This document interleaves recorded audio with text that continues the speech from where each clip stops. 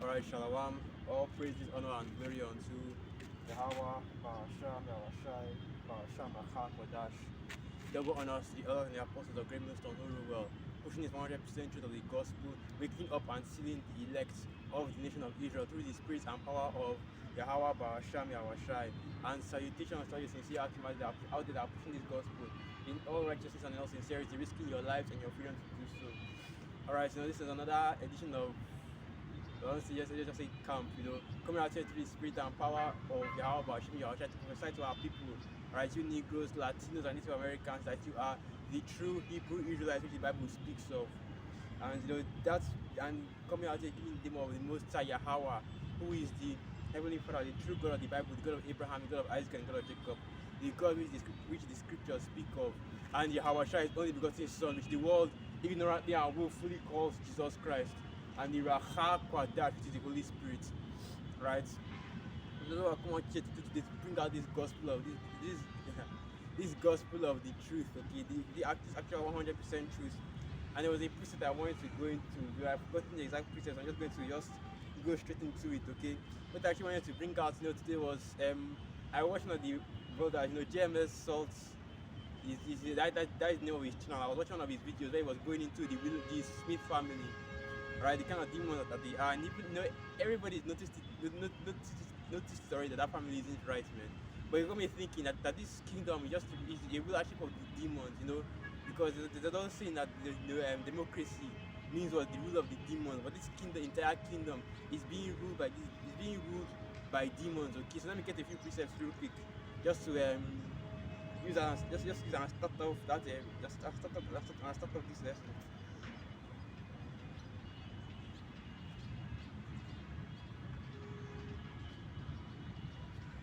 Happened again. So okay, hold on.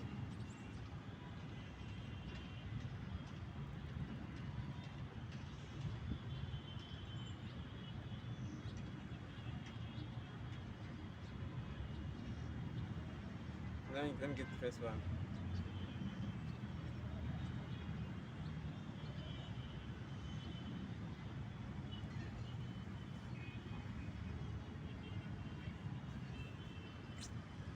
Yeah.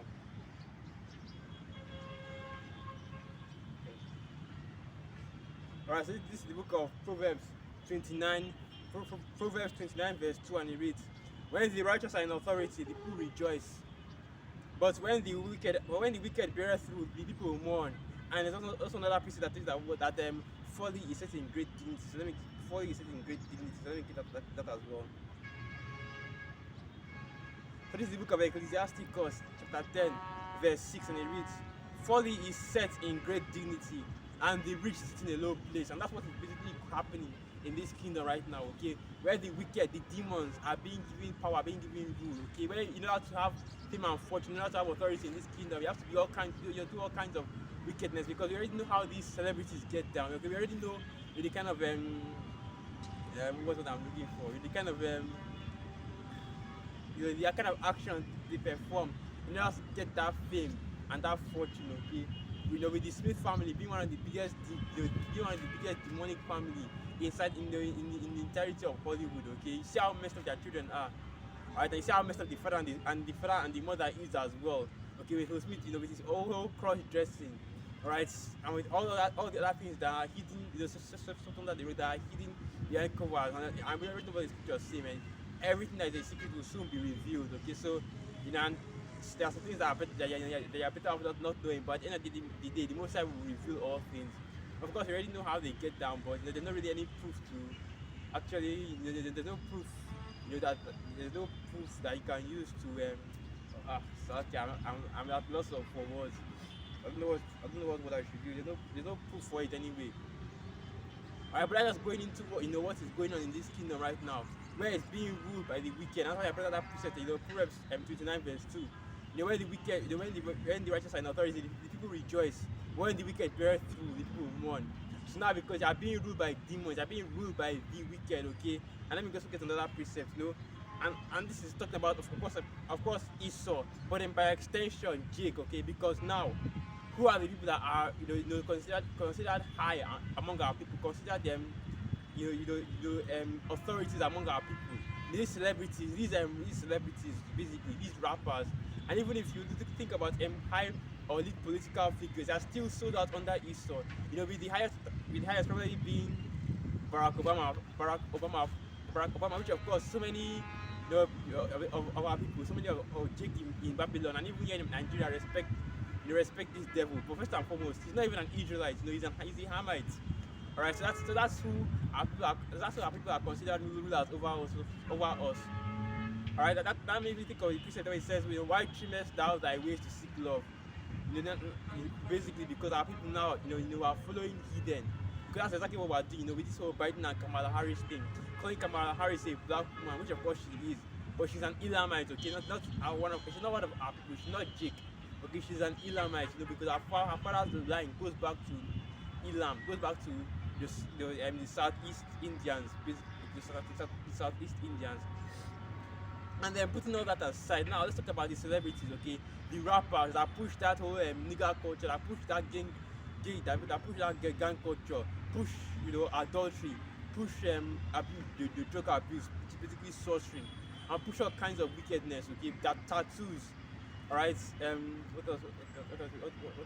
Basically the whole nigger culture, which so many of our people are involved in. Now these people out here, they're not even being men anymore because of all the influence of these so-called celebrities. Because these are the people that Esau wants you to look up to. Okay, these are the people that Esau wants you to celebrate. These so-called rappers, these demons these are people that Esau has put up in society. While the weak, that's why I put that precept. Let me get that. That's why that precept that was folly is set in great dignity, and they reach it in a low place. Because now, right, you have the true men of the Lord, the prophets, the men that are telling people who they are, Israelites, that they are the Hebrew Israelites, telling people to get back in order, telling our people to come back to the Most High, and to get them, to basically get themselves to show some fear of the Most High and His Son, because this place is about to be destroyed, and you can clearly see that this place is going down. Whereas our people don't want to believe, they don't want to see that, they want to continue to follow, these wicked puppets that Esau has set up. Which basically remind me of the Pharisees and which basically reminded me of something similar to the Pharisees and the Sadducees. Because the person I actually want to get is let me go to it. Where the Pharisees said that you are of your father the devil. Let me get that.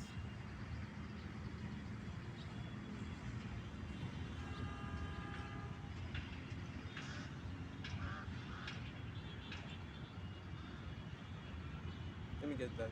So let me okay, I'm looking for it.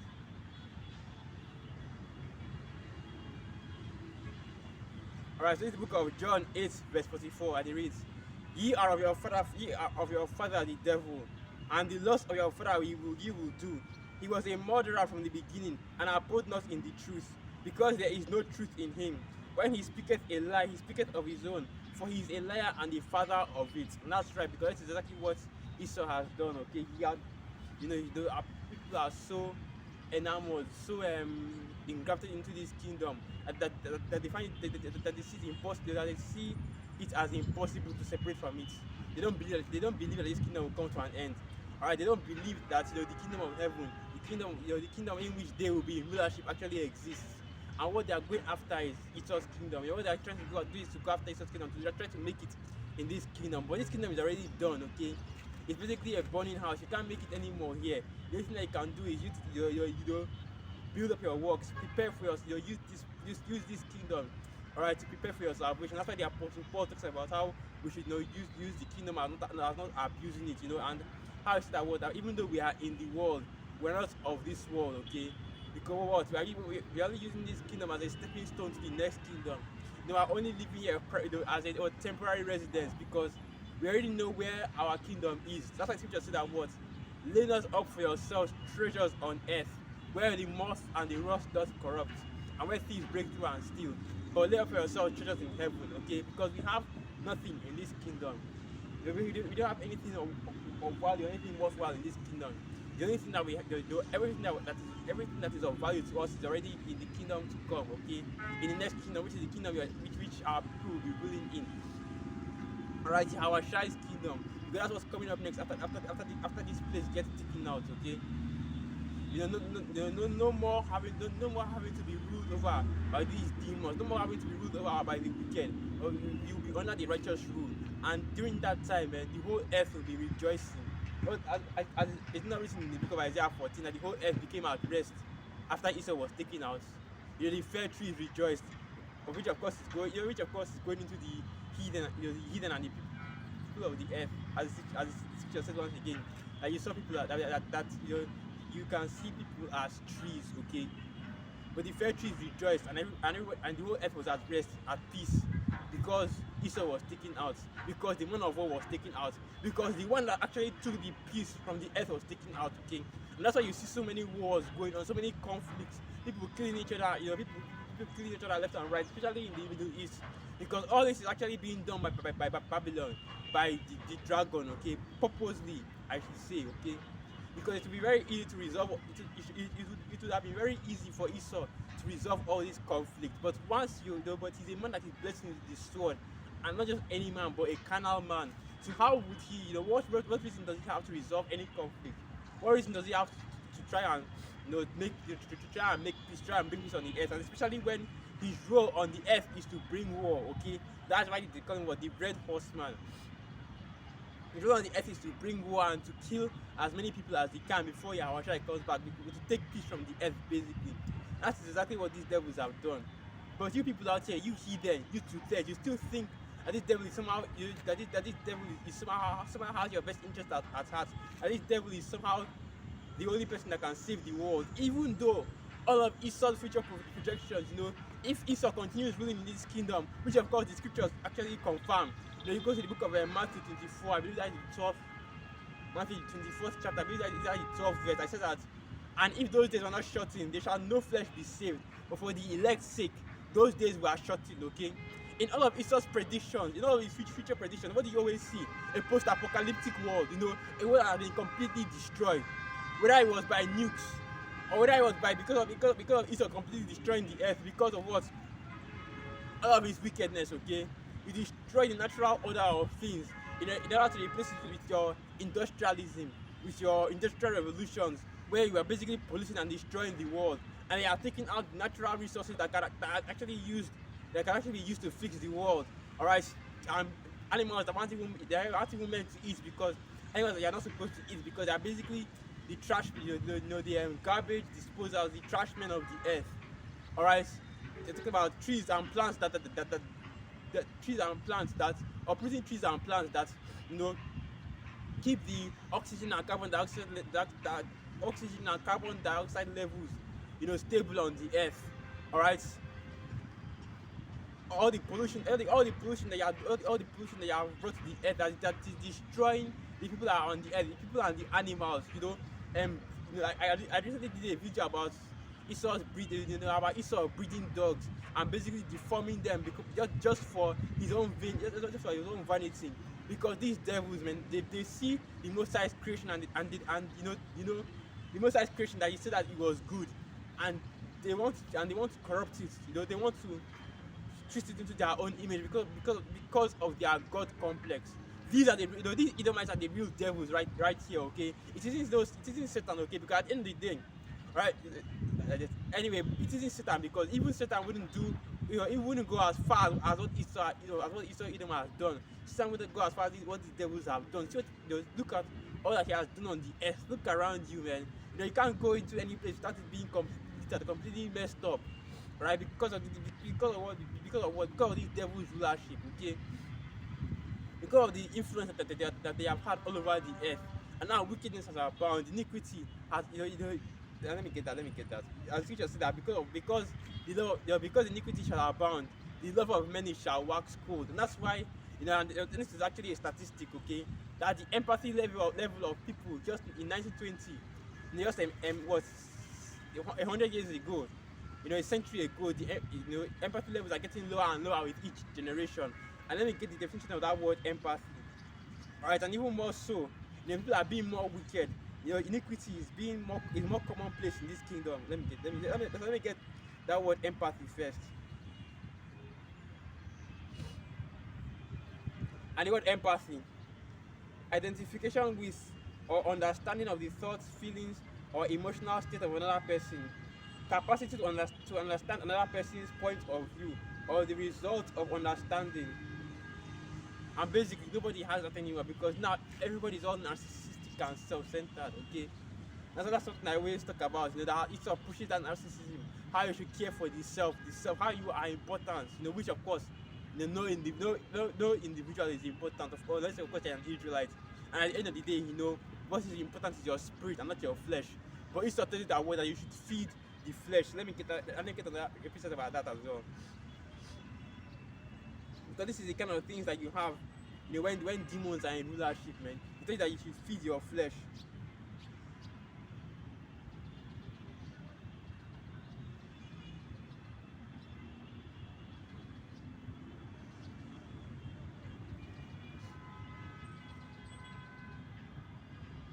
So okay, I'm guessing is, and they say that those that sow into their flesh shall of the flesh reap corruption.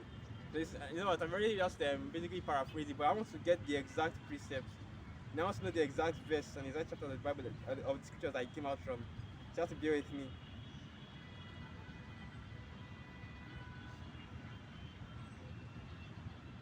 Okay, Galatians 6 verse 8. Galatians 6 verse 8. For he that soweth to his flesh shall of the flesh reap corruption, but he that soweth to the Spirit shall of the Spirit reap life everlasting. And that is balance right there, okay? Because you have two things about people, and all the heathen, they are sowing to the flesh. You know, they are putting stock into the things of this world. The world that is about to be destroyed. The fashions of this world are passing away. This world that is temporary, right? But then you have the one third, the elect, that are sowing to their spirits, building up their spirit, building up their faith, building up their fear of the Most High, so that when that evil day comes, when Jacob's trouble comes, all right, when the MOB comes, when World War III comes, you'll be able to stand in that day, right? Because what the scripture says, man, the day of the Lord is terrible. You know, the day of the Lord is great and terrible, and who shall abide it? In other words, who will be able to endure, who will be able to stand in that day? Well, the question, well, you know, if you're not of this truth, if you're not of the elect, you're not going to be able to abide and endure in that day. You're going to be destroyed. Right, you're going to be destroyed in that day. You're going to be completely, right, okay, you're going to be put to death. That's exactly what I'm coming out to the highways and byways to preach. And this rulership, this wicked rulership is not going to last forever. As the scripture says that the joy of the hypocrite is for a moment. That's Job 20, the 20th chapter. So let me quickly jump to that. No, since I already know where it is, let me just use the physical Bible. If not, then what is the point of bringing it out? You know? So let me get that. I just say that the joy of the hypocrite is for a moment, because the others, and my elders, my apostles, they always talk about this. We always push this, that a wicked kingdom, a wicked rulership is not going to last. So this is the book of Job, the 20th chapter. The book of Job 20 verse 4. Knowest thou not this of old, since man was placed upon the earth, that the triumphing of the wicked is short, and the joy of the hypocrite but for a moment. Though his excellency mount up to the heavens, and his head reach unto the clouds, yet shall he perish forever like his own dung. They which have seen him shall say, where is he? And he's speaking of course about Esau Edom, the wicked, okay? He's speaking about Esau Edom, the wicked, because you know that your rulership is about to come to an end, and when it does, you know, going back to that joke about that Louis C.K. made, you're not going to go down, you're not going to draw down to second or to third, you're going to draw down all the way to the bottom place, even below that. You're going to hit rock bottom, and you're going to keep on, and you're going to still keep going down, because you devils are going to be first of all you're going to be slaves in the kingdom to come, and then after 1,000 years, you're going to be destroyed, okay? And your kingdom, you know, your let me get that. Prepare slaughter for his children. So let me get that as well.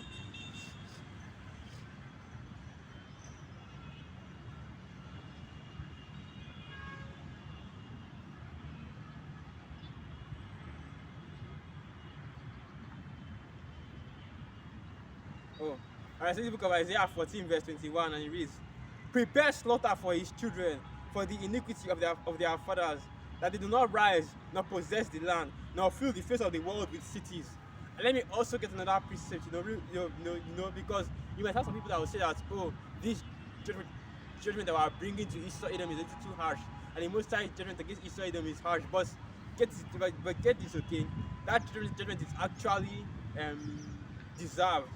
All right, because I always talk about this, that Esau is even getting the long end of the stick, okay? Because we always mention this, that the Most High does not punish anybody more than they deserve. So Esau is not even, so it's actually even very possible that Esau isn't even being punished as much as he deserves to be.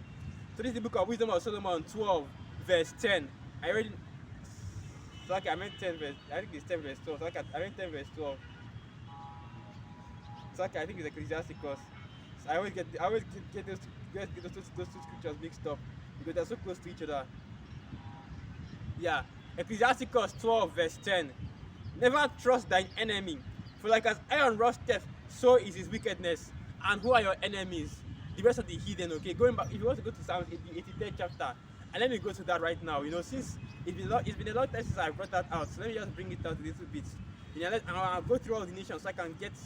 I'll probably go through all the nations because right now I have data, so I can check all the nations and check which nations today they actually are.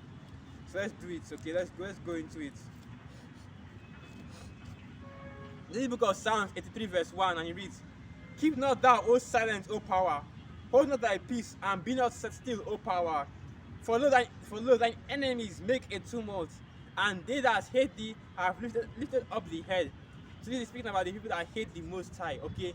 And by extension, they also hate his people, the Israelites, because we always talk about this, how there are only one group of people on the whole earth, or one nation on the whole earth that the Most High is dealing with, which are you so-called Negroes, Latinos, Native Americans, the Seminole Indians, and so on. If your line goes back to Abraham, Isaac, and Jacob, you are an Israelite, and the Most High, is dealing with you, calling you back to repent, save, and the scripture says, come on, the scripture said that why should you perish? Okay, come back and repent to the Most High. All right, so this is the book. So continue on. Psalms 83 verse 3. They have taken crafty counsel against thy people, and consulted against thy hidden ones.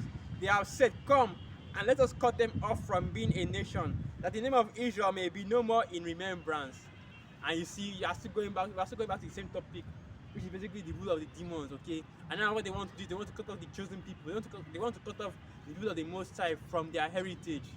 Okay, it's not that they don't want there to be any more Israel, because basically they believe that if they can do that, that means that the covenant that the Most High has made with us can be completely wiped out, and they will be delivered, because our downfall, our destruction is basically Esau's salvation, and the other way around, Esau's downfall and Esau's destruction is our salvation. Okay, it's not mutually exclusive. You can't have it where both Esau and Jacob prosper in the same kingdom, because I'm going to go to right now in Ecclesiasticus 12 verse 10. If Esau gets up into any authority, you will see what will happen, okay? And all throughout history, it's already been shown what happened when our people put these devils in power. Alright, so the place that these devils deserve to be, the only place that they can actually be, is as slaves in the kingdom. And even that, they will still be getting into trouble. So at the end of the day, you have to take all these devils out, man. So going on, Psalm 83 verse 5. For they have consulted together with one consent. They are confederates against thee. The tabernacles of Edom and the Ishmaelites, of Moab and the Hagarenes. And we already know who Esau Edom is. You already know who Moab is, the Chinese. Ishmael is the Arabs, and the Hagarenes are also the Arabs. The children of Hagar, which is still Ishmael. All right. So now let's get to the part where I don't know who these nations are, and so let me just quickly jump to that. Oh, so okay, I want to know my data. I want to know my data yet. I want to know my data yet. Gabal, which is the Hamites, and Ammon and Amalek. Ammon is the Japanese, and Amalek is still Esau Edom. Alright, but it's the fake Jews, the Israelis that are living in the Holy Land today, which of course they are still having riots in that land. Showing you that those are not the people, man, because they are supposed to be united under one leader. If you have, if a people is united under one leader, how the hell are there supposed to still be riots going on in that in that kingdom? Okay. So continue on.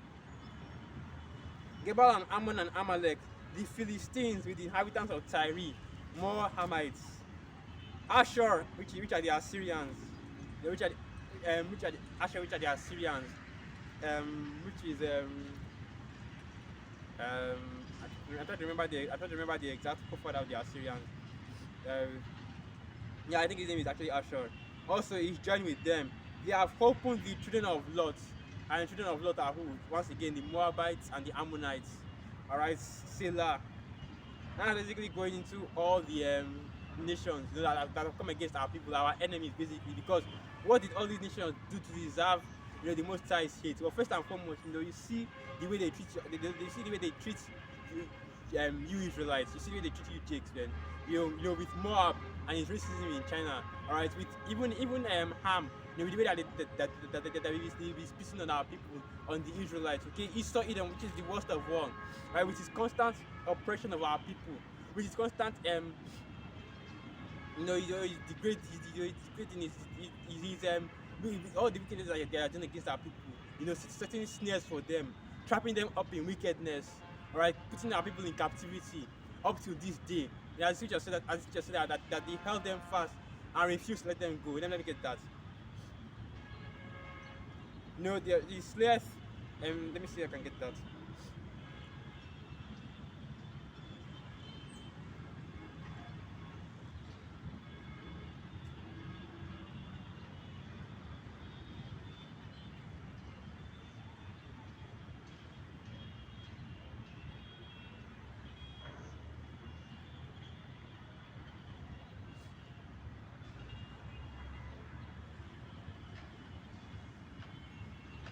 So here it is, Zechariah chapter 11, and I'll start from verse 4. Zechariah 11 verse 4. Thus saith Yahweh of power, feed the flock of the slaughter, whose possessors slay them and hold themselves not guilty. That's exactly what Esau Edom has been doing, okay? He killed Jakes and none of them go to prison, right? You know, you can still talk about the whole George Floyd thing, but that's a outlier. Because because these devils and all the devils talk about this, okay? None of them actually believe that you know, George Floyd is guilty of you know, of murder. As like I mentioned, Derek Chauvin, none of them actually believe that individual is guilty of murder. They all say that it only happened because the jury didn't want any more riots, didn't want any more, you know, destruction of property, because they know that if they allowed Derek Chauvin to go off, you would have, there would be more riots, you know, there would be more vandalism. So that lets him go, because none of these Edomites, none of them actually believe that Derek Chauvin did it. But what they say is that what they say, that he overdosed on fentanyl. That's all that they say. That, you know, that the pressure that they put that Chauvin put on Floyd wasn't enough to kill him. You know, and these are the same people that watched that video. You know, watch this Jake screaming and begging for, which of course he was wicked, and he was set up at the end of the day. But it just proves how he saw things, man. Because if you ask an Edomite, if you ask the Edomite if he was set up, you know, none of them actually see that, oh, you know, it was set up. You know, it was the elites that did it to cause conflicts. You know, they don't care about that. All they care about is that, you know, they don't see you Israelites as humans, man. When they were watching that video, it would be the same as Chauvin stepping on an ant or choking out, or basically choking out an insect, because that's how they see you Israelites are. They don't view you as humans, you know, because when you see, you know, another human being struggling and crying and begging for mercy like that, you know, you're not going to be thinking about, you know what was he, whether he would do or anything like that, right? Especially when he's talking about how he can't breathe and constantly saying that nobody is, and there was no response. Okay, the police officer didn't even loosen his grip. He just kept on putting his neck, or rather his knee on his neck, and allowed him to die. And even after his death, he was still sitting there sitting there up until he got bored. And of course, he had another Moabite police officer showing you that these heathen, all right, are united together against our people, against the Israelites, against you so-called Negroes, Latinos, and Native Americans. They are all your enemies, okay? Because they are all against you, and most importantly, they are all against your power. They are all against the Most High, right? Because you see the wickedness that they go into. I don't even need to mention it, man. You know how we already know how all these nations get down, okay? You see the wickedness that they are all up to, that they all get up to. So there's no need to actually even, there's no need for me to be going into it. Basically, just read the scriptures. Anything that you see that the scriptures say don't do, they do it. Alright? So let me go back to that Ecclesiasticus 12 verse 10. Ecclesiasticus 12 verse 11. Though he humble himself and go crouching, yet take good heed and beware of him. And thou shalt be unto him as if thou hast wiped a looking glass, and thou shalt know that his rust has not altogether been wiped away. And that's plain, okay, because now because whenever our people are in rulership and they see these Edomites, they act all docile and nice to try to cozy up to the Jews that are in rulership, and you think that, oh, these devils have changed, they're no longer the way that they used to be. Because that's exactly what these Edomites will see. Those were my forefathers. Those are my forefathers, I didn't do any of these things. They were my forefathers. I went across the land. I went across lands oppressing, robbing, and murdering everybody. It was my forefathers that did all this wickedness on the earth. It was my forefathers that turned the world into a prey, that destroyed the earth. Because right now, what you have is that all these millennials, all these Gen Zs, they are blaming the baby boomers and all the generations, the World War II generation and the generation after World War II for destroying the earth. That's what they are blaming everything that is happening right now for. Because they say that, oh, you saw all these things being set up, you saw all these things about to happen and you did nothing. Alright, so that's basically what you are seeing happening. They'll say that they'll say that they'll tell you that it was our forefather that did this. It wasn't us that did it. But you Edomites, first and foremost, you are your forefathers, okay? Because you have Edomites that are walking on the earth today that were slave owners, Assumption that you have Edomites that are walking on the earth today that destroyed the temple twice, my parents had. You have Israelites that are walking on the earth today that put nails in our Lord's hands and in his feet. Right? You have Edomites today that were laughing and mocking the Lord when they were flogging him, when they were whooping him. Right? You have Edomites today that set up policy, right? That set up policy and laws and the constitution against Jake, okay, against our people, to make sure that it's impossible for them to own land, impossible for them to make loans, impossible for them to get some jobs, impossible for them, for them to basically build up a kingdom, build anything. Can't even, to show you how bad it is, Jake can't even build a family, alright, in this kingdom. Okay, to show you how bad it is, in Babylon, Israelites can't even build a family. Because once you start doing that, first of all, Israel is already living in the mind of the so-called black woman, making her completely against the Israelite man. Israel is already living there, all right. And when it puts it in the mind of these women to be completely to go completely off. Put it that they are strong, independent. They don't need no man. As long as they have the welfare and government, they are okay. They don't need to submit to any man. They don't need to, what I'm looking for. They don't need to go back to traditional gender roles and all of that. That's why you see the red pill community getting so big. That's why you see this all talk about men going their own way. Which of course, I always say that if you had just read the Bible, there wouldn't have been any need for all of this, okay? Because everything that these MGTOW people say, everything that these red pillars say, it's all in the scriptures, man. What do you want to say? That's how a man and a woman can't be friends. It's in the Apocrypha. I'm not sure I can even get that. I believe it's in Ecclesiastes. Oh shit! Oh man, I don't know why my phone just stuck on my hand, but Tawada Yahweh Shimi or Shai, no damage. That's the spirit right there, man. Because nobody wants this phone just fall. Nobody wants a phone. All these phones in Nigeria are stupidly weak. Once they just form and it's over, that phone is gone. But this phone actually fell, and this is concrete though. So that's the spirit right there, man. Tawada Yahweh Shimi or Shai protected the phone. But anyway, what I was saying, they said that it was to bring this out. So I don't really get on the woman like that. What I was saying is that these women, they shouldn't, men and women can't be friends. Okay, and I was actually listening to this. The apostle going into the fresh and fit. Which of course, after there was this dude on that chronic. If you watch the other Malcolm, you know about him. But he basically roasted the shit. He insulted the fresh and fit podcast. Those guys. So now I can't even respect them anymore. But basically what he was going into was how men and women can't be friends. And if you read the scriptures, man.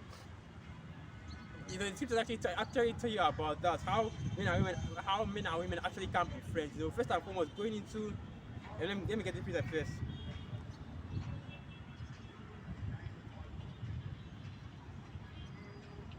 Let me go to this one first because actually two I want to get.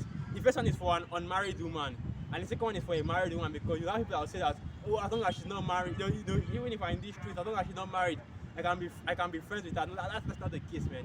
If the woman isn't your wife and the woman is somebody else's property and you have no plans to humble her and make her your property, there's no need for you to be friends with her because, like the apostle mentioned, the word friends and the word I would like to use is the French word, which is frère, you know, mon frère, my friend. Basically goes back to the word brother because the word frère and the word frère, the word frère is both friend and brother in French. Okay, so now what I'm saying is that that word friend goes back to the word brother because at the end of the day, only men can be friends with men. Okay, and that is the end of that relationship. No same-sex homosexual shit, alright? Because now you have two men that are especially close, like brothers are. You have two men that are too close, and they start to say that what that they are gay, that are having some kind of homosexual relationship. Two men can't even be close friends anymore. They can't even hang out. They can't even act close to each other anymore because of fear of being called gay, which is ridiculous in this kingdom. But all that will soon come to an end, man. The world will soon be put in its right order.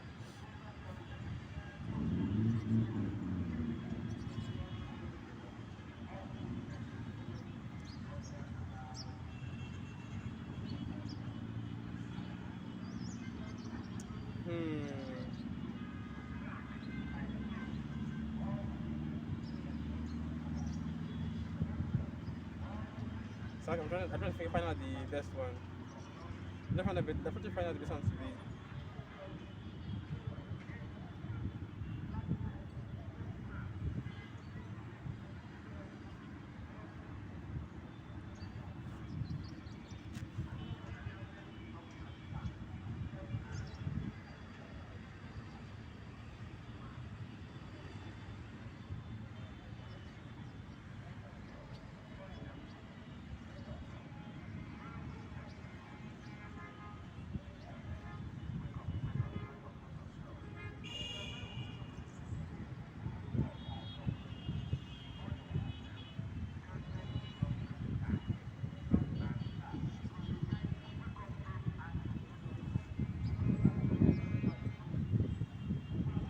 Alright, so the book of Ecclesiastes 26, verse 10.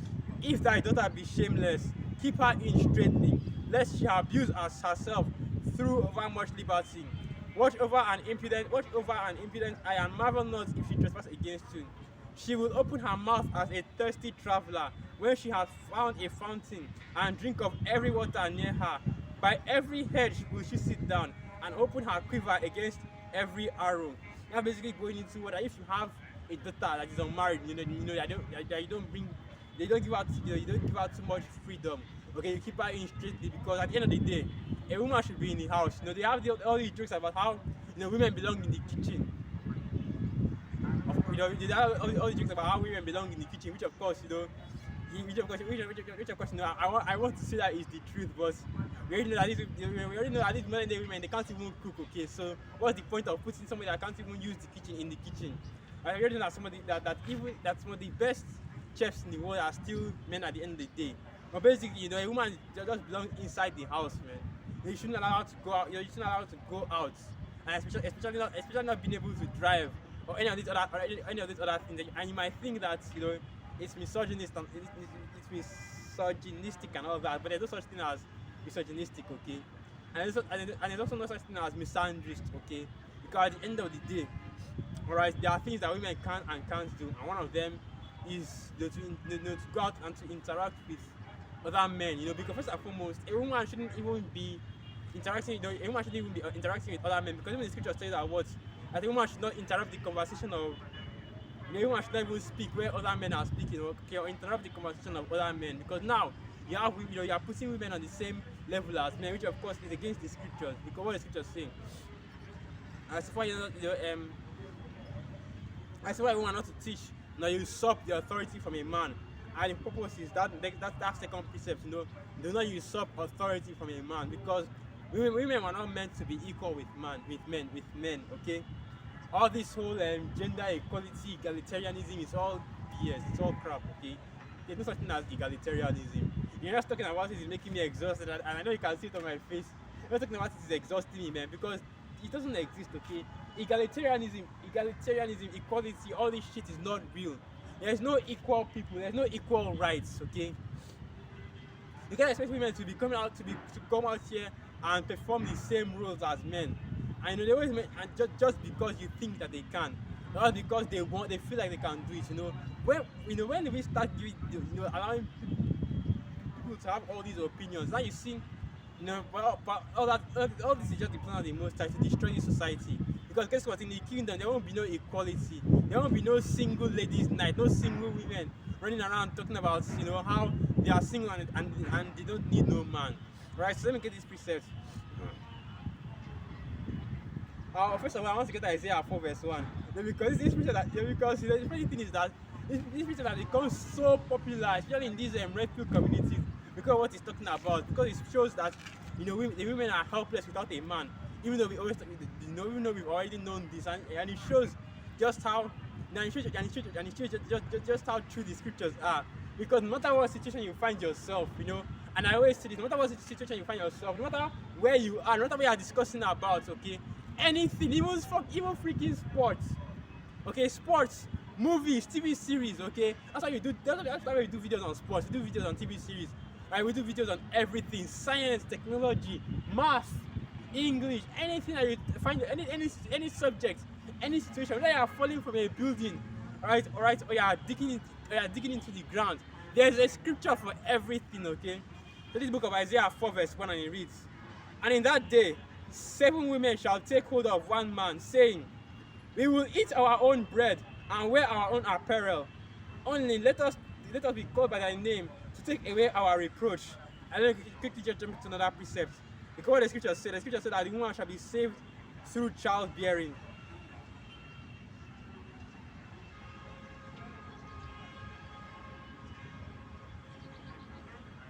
So this book of 1 Timothy 2, verse 15, let me start from verse 1 Timothy 2, verse 12. "But I suffer not a woman to teach, not to usurp authority over the man, but to be in silence." Okay, so that means that what these women out here are talking about how you should have male friends. No, you shouldn't. Okay, because first and foremost, if the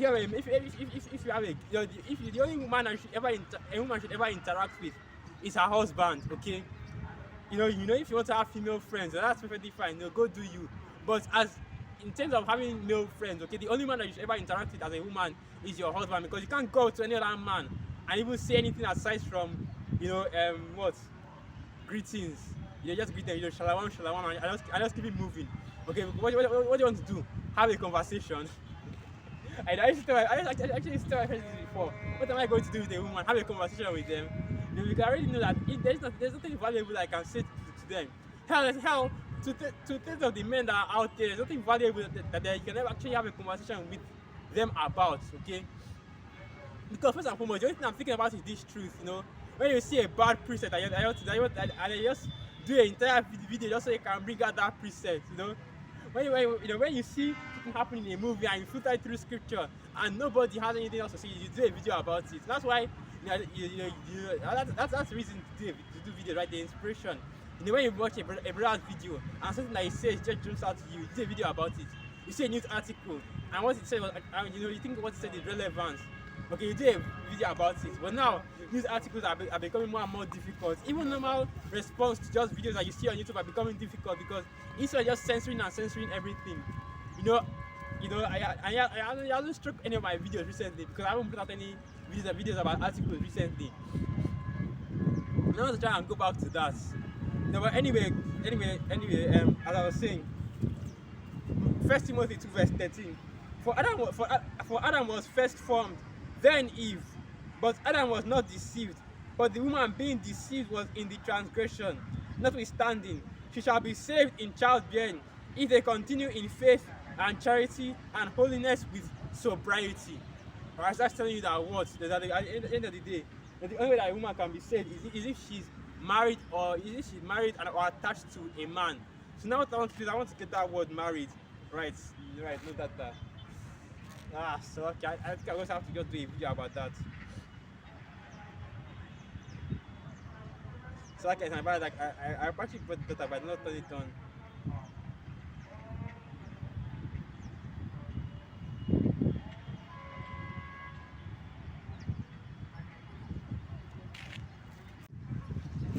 Alright, see as I was saying, I want to get that word married in the etim. Yeah, married.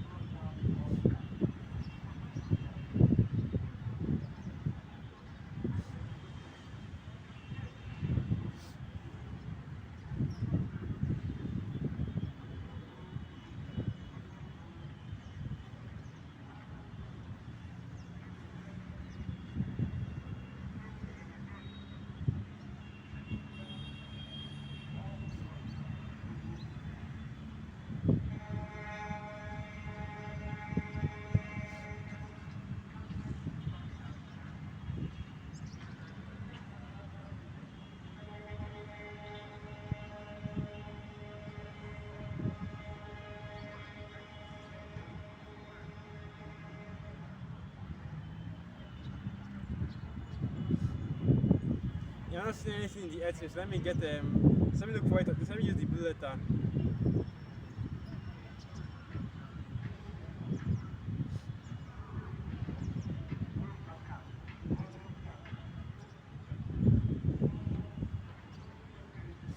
I'm not seeing any words in the etim, so let me use the blue letter.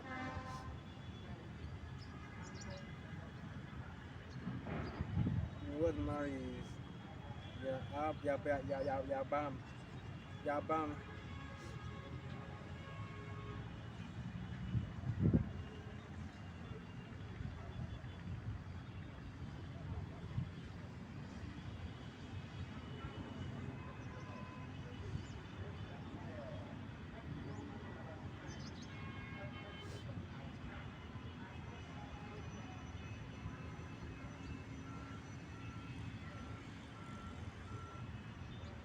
Allow.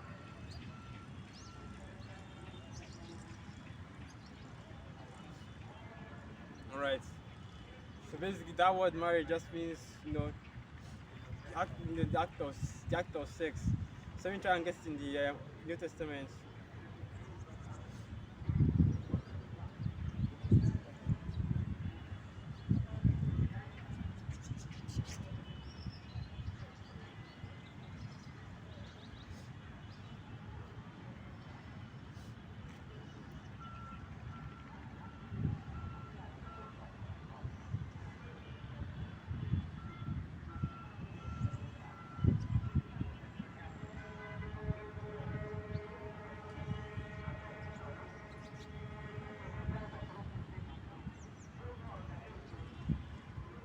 And the word here marriage is gameo. Strong's G 1060 gameo. It basically means to lead in marriage to hold on.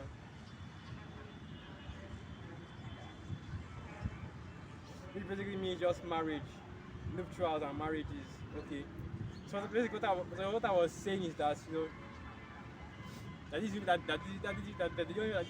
only way that these women receive salvation is if they if they marry a man and follow them into the chariot. If they are married to a man, okay, because when we talk about this, that Isaiah 4 verse 1 is coming, okay? It's coming to a time where these women out here, you have dozens of them, or possibly even hundreds of them, all being joined to one man of the elect, okay? And this is going to be before the chariots. Okay? This is going to be before the chariots actually. This is going to be during Jacob's trouble, during the work of the beast, the whole mark of the beast situation. You're going to have men. They'll have hundreds of women, bearing his name, all just to be saved. Because during that time, brothers have manifested their spiritual power. During that time when brothers have manifested their spiritual power, everybody will know who the men of the Lord are, who the elect are. You are going to be able to identify by that guy that is doing all those miracles, that's healing people, but that's completely decimating entire armies, okay? But that's all that is flying through the sky, but as he's shooting lasers out of his eyes, it's going to be very easy to see, who is the elect and who isn't. As the scripture says, that people shall be willing in the day of in the day of thy power, because a lot of the elect will even be sealed in those days, because there are a lot of our people that don't want to believe now, but they are still of the elect. They want to be wicked, they want to be part of the two right now, but they are still of the elect. But in that day, when they realize that, wait a minute, this James brothers, these James brothers, the most are definitely dealing with them, because seeing all these trouble that's going on and they're still okay, they are doing all these amazing things, they're going to repent, they're going to come back to the Most High real quick, man. But you still have a lot of people that will still doubt, that will still scoff, that will still mock, that will still say that, oh, they are probably using one of Esau's science equipment or his technology to fly or to shoot those lasers, We are doing this, and I expect to have people that are scoffing even with our spiritual power. Alright? That's something that that's something that you still see in that day, man. But anyway, let me consider what I was reading.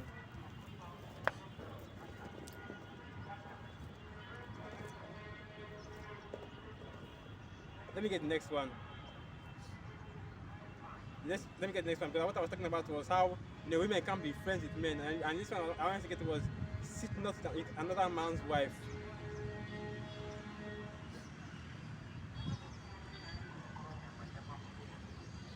So this is the book of Ecclesiasticus 9 verse 9. Sit not at all with another man's wife, nor sit down with her in thine arms, and spend not thy money with her at the wine, lest thine heart incline unto her, and so through thy desire thou fall into destruction. And what does the scripture say? That if thou committest adultery with a woman in thy mind, you have already committed adultery with her. If you lust upon a woman in your heart, you have already committed adultery with her in your mind, okay? So you fantasize, if you lust after a woman, you fantasize about her, especially if she's married. That's adultery. That's adultery right there. Because let's get something out of the way. Let's make something very clear. Because these Christians, they like to say that if you fantasize about any woman, whether she's married or unmarried, that's immediately adultery. Which is not the case. Because you can ask any of these male Christians, any man and any real man, okay. And I even ask pastors about this, men of so-called men of God, right? These Christian pastors, and even they admit it, that they actually lust after women, okay. Because that's perfectly normal as a man for you to see a woman, especially in this day and age where they have it all hanging out, okay. And you see, you're thinking, you see a woman with a fat, with a fat ass, and you're thinking, I don't actually want to see it, so they just leave that. You already know what you'll be thinking, okay. But you see that you see it and you start to lust after her. That's perfectly normal, okay.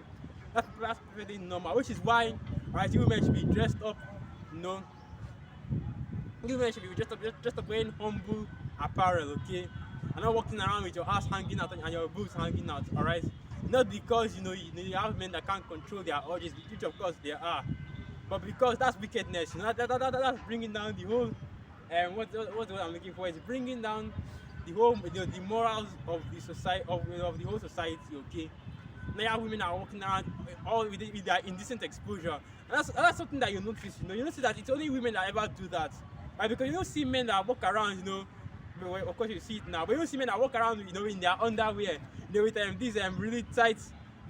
Men don't walk around with leggings, Men don't walk around with yoga pants with their dick prints walking all around, or walk around with these really skin tight, dry fit, these dry fit type compression shirts that you wear for sports. You don't see men walking around like that. Men usually dress more or less decent, hiding, more or less decent, keeping everything tucked in tight, keeping everything close together. Of course, you have exceptions with some men walking around, with their dick hanging out and all that. But that's not the case in most. That's generally not the case. But you see all these women, even here in Nigeria, that's supposed to be conservative, and you see these women that are walking around with leggings, completely leggings, which is basically supposed to be underwear, undergarments. Because you see a man walking around with leggings, you're thinking, what the fuck is this? Why didn't you wear any trousers to go out? But it's perfectly okay for a woman. And then you see the whole shape of her body, and people think that this is perfectly okay. No, that's wickedness, man. Because a woman should be dressed, in modest apparel, shamefaced.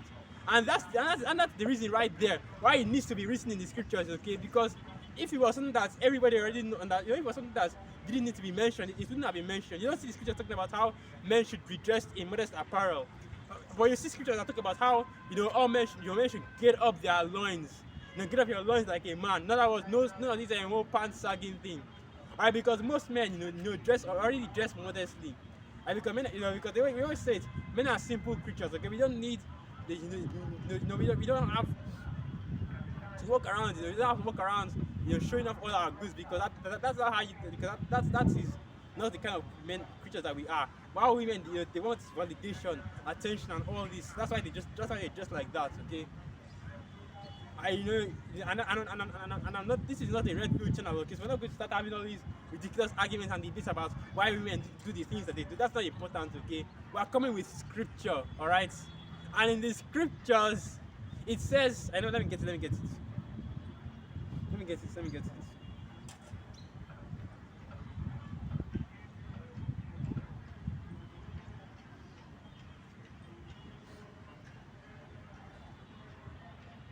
So this is the book of 1 Timothy 2, verse 9. In like manner also, that women adorn themselves in modest apparel, with shamefacedness and sobriety, not with braided hair, or gold, or pearls, or costly array. In other words, what? You keep it simple, okay? Keep it humble, keep it dressed decently. Be in order, which is basically what we're trying to get our people to be in. What we're trying to tell and would you look at that, just as I was talking about it. A woman that's wearing leggings just comes by. We're not going to actually do all that, but let's just focus back on the video. Anyway, as I was saying, what I want to tell our people to come back to that standard, to order, right? Because that's order right there. Because now you have these women dressing however they like, How these women they're dressing however they like, not dressing modestly, and you see that's wickedness, that's chaos right there, all right? Because now, you women are dressing like whores. I know that they're dressing like whores, they even act like it. And that's the reason why they act like it, They open their, as this just say, man, they open their mouth for every, like a thirsty traveler, and open up their quiver for every single bow. Which is basically what, that's why you see women's body counts going up to 100, going up to 200, going up to 300, That's why you hear, when I used to hear about that, I used to think that, that's just crazy. A woman sleeping with 500 people, that's just crazy. Why would these women do that? And then you realize that actually true. These women will be like, they slept with these many people, and these women are already done, already spoiled, already basically whores before they're even 21 years of age, which of course you already know. And this is all because of Eastern society, okay? It's all because we're being ruled over by demons.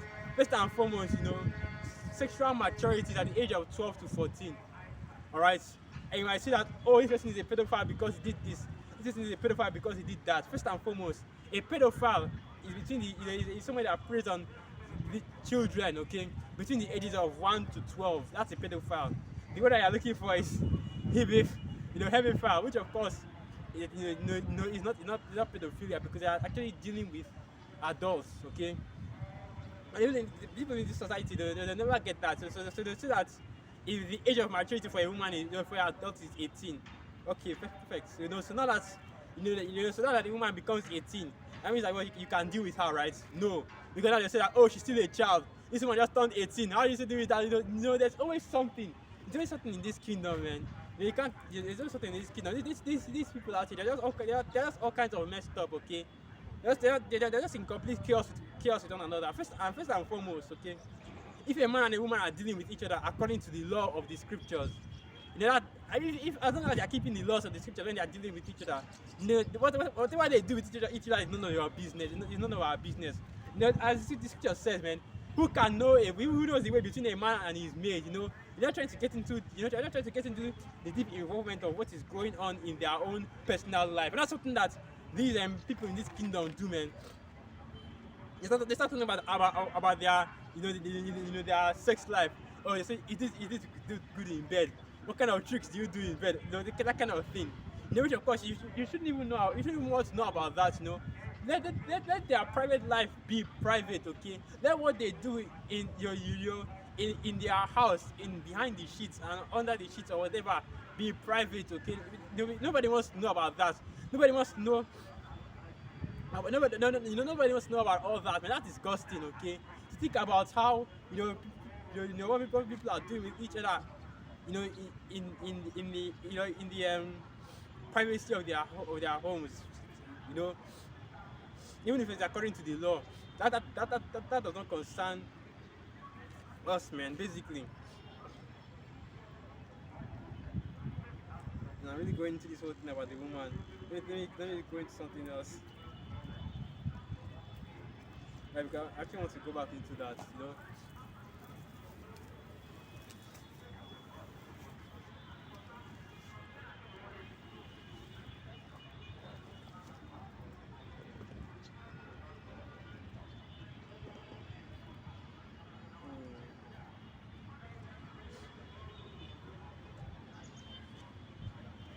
See, that's basically it. When our women shouldn't be friends. Alright, so now let me get to the precept. Let me get the precepts. Now I still haven't figured out that precept I wanted to bring out today. Man, I actually wanted to bring out the whole chapter and everything and go into it. Well, since I don't have anything else to bring out, let me just go to where is it? Isaiah 61st, Isaiah 61. Because whenever I do these camps, I always put that Isaiah 61 in the description, okay? Because that's probably one of my favorite precepts. Because it's talking about what? It's talking about spreading this word, man. This is good news. Because that's exactly what this is, good news. The gospel. That's why I call it the gospel. Because what that word gospel means is good news. And what's the good news, man? That's the good news. Let me get that preset. Show you the good news.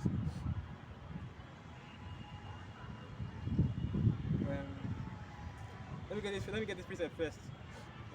Lamentations, the 4th chapter. I believe that is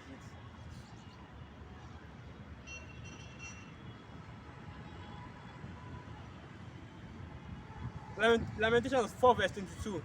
Lamentations 4 verse 22, and it reads, The punishment of thine iniquity is accomplished, O daughter of Zion. He will no more carry thee away into captivity. He will visit thine iniquity, O daughter of Edom. He will discover thy sins. That's part of the good news. They are no longer being carried away into captivity. We are no longer going to be in perpetual slavery. Right? Let me get another one real quick.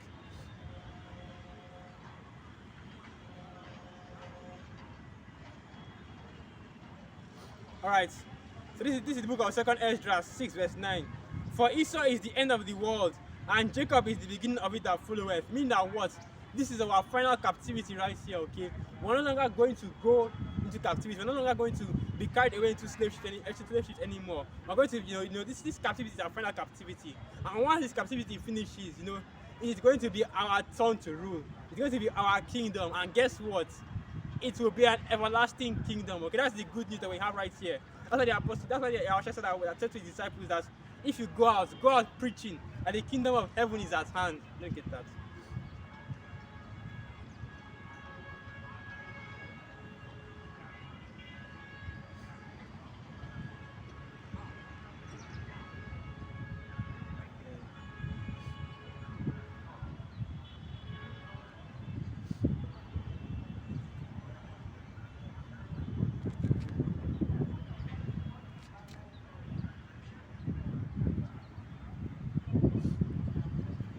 Okay, wait, this is it.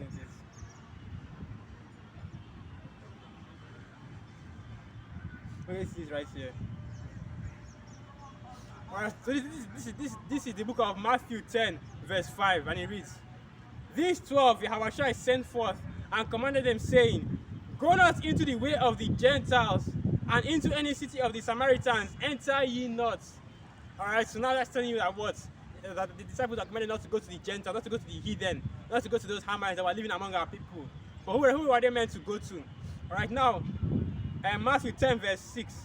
But go rather to the lost sheep of the house of Israel. Okay, in other words, our people that were Hellenized, are people that were in that Gentile state of mind, are people that believed that they were Romans, that believed that they were Arabs, that believed that they were Hamites. Those are our people that did not know that they were Israelites. Those are the people that the apostles, the disciples were meant to go to. And that's the people that we are coming to today. That's you so-called Negroes, Latinos, and Native American Indians. So-called are people that go back to the tribes to the 12 tribes of Israel.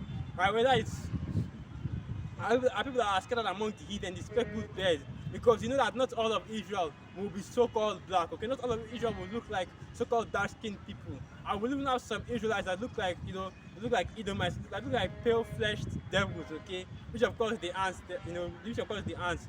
But that's just how they look. Okay, because you know that the Most High does not look upon the flesh as men do, but he looks into the spirit. And that's why I keep on telling you this, that your flesh, your body isn't important, okay? Your life on this world isn't important. Just show you how insignificant it is. You have jakes that look like Edomites. You have jakes that are trapped in the bodies of Edomites. Their spirits are trapped in Edomite bodies. Alright, that's showing you that the flesh is not important. What is important is the spirit. That's why you should be focusing on sowing into your spirit, building up your spirit, okay? To faith in Yahweh Hashem Yahushai. So continuing on, Matthew 10 verse 7. And as ye go, preach, saying, the kingdom of heaven is at hand. That's basically the good news, that the kingdom is coming soon. And that kingdom is going to be ruled by our people. That's the Israelites, okay, the total church of Israel. That's salvation right there, because salvation is to come into that kingdom, okay? So all people will be saved at the end of the day. All people will receive salvation, but the Israelites will still be in rulership. So now, let me get this Isaiah 61.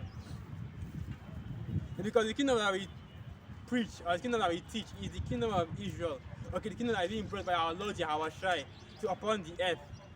Right? That's the kingdom that will be in rulership in. That's the kingdom that our people will have possession of in the last days.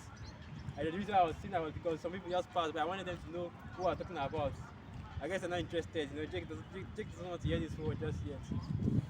Seeing some dude preaching, in front of a camera. Right, so that's in front of a camera, in front of the marketplace. So nobody trying to look at that. But anyway, Isaiah 61 verse 1, and it reads, the spirit of Yahweh of power is upon me, because Yahweh hath anointed. Isaiah 61 verse 1. The spirit of Yahweh of power is upon me, because Yahweh hath anointed me to preach good tidings unto the meek. He hath sent me to bind up the brokenhearted, to proclaim liberty to the captives, and the opening of the prison to them that are bound. Alright, that's what this gospel is doing. As the scripture says, you shall know the truth, and the truth shall set you free, okay? Yahweh came to us, he came to lose, he came to heal the sick, he came to heal the sick, open the eyes of the blind, to free the prisoners, to free them. That's still in the same precept, so no need for me to even go to that. But basically, that's what our church is to do, man, to open our people's eyes and to bring them back to this truth, set them free with this knowledge, man. Because once you understand that this kingdom is going to be done away with, once you understand who you are as an Israelite, then you understand why calamity is constantly befalling upon our people, why we are suffering the causes, and then you can start building yourself up so you can get yourself ready for the kingdom. Alright, because this is not our rest, this is not our kingdom, okay? This is not a kingdom for us. Because even Yahweh said that if this kingdom was for him, then his servants would fight. And guess what? The disciples would have gotten spiritual power right then and there. When the Romans, when those high priests wanted to roll up on him, or Yahweh, the disciples would have gotten spiritual power right then and there. Yahweh would have sent a chariot to carpet bomb the place, would have seen the chariot airstrike, the third that's coming, that's going to come in his second coming. A chariot airstrike to carpet bomb the place, man, and take out all those Pharisees and the Romans. He would have taken over Rome in what 20 minutes, If it's going to take over Babylon in an hour, we would have destroyed Rome in 20 minutes, or even less than 5 minutes, and taken over from there, and we will be in the kingdom already. But that was not the case, man, because this world, okay, is not for our people. This is not our rest. That's Micah 2:10 right there. Arise and depart, for this is not your rest. For it shall destroy thee even with a sore destruction, okay? So now all our people that are at ease in this kingdom, all our people that are at rest in this kingdom, when the Most High comes to visit you, let me get that precept. I believe that is Zephaniah. Let me get that precept.